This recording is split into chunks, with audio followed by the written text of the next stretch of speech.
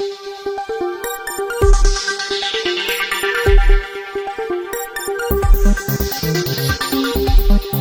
түмнийхээ түмэн амар амгалан айлтхан мэдчлээ. Тосон зингэл ньюс эхлэхэд бэлэн боллоо. Шинэ хотын дарга маань шинэ ажлаа хүлээн авлаа.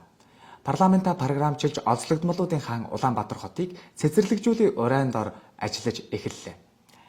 Нийслэлийн хамгааллын газар үер усны аюулаас урьдчилан сэргийлэх үйл ажиллагаа зогсоосонтой холбогдуулан өвлийн бэлтгэлээ хангаж байгаа гинэ. Халдвар агуулгын эсрэг үйл ажиллагаа явуулахад хэд амлаж байгаа юм. Согтуугаар жолоо барьсан жолоочдыг 1-5 жил хорихтой холбогдуулан согтуугаар түрээсийн скутер унах иргэд олширч байгаа юм байна. Улсын их хурлын гишүүн Баян хүү өөрийн нэрийг ядуу хүү болгоно гэж амлаад байгаа билээ. Тэрээр гишүүд Баян орсон нэртэй байх нь зохисгүй гэж үзэж байгаа юм байна. 21 насны 2 залуу зам гарч яваад цамд гаравт нас барсан хэргийг цагдаа нар мөрдөж байна.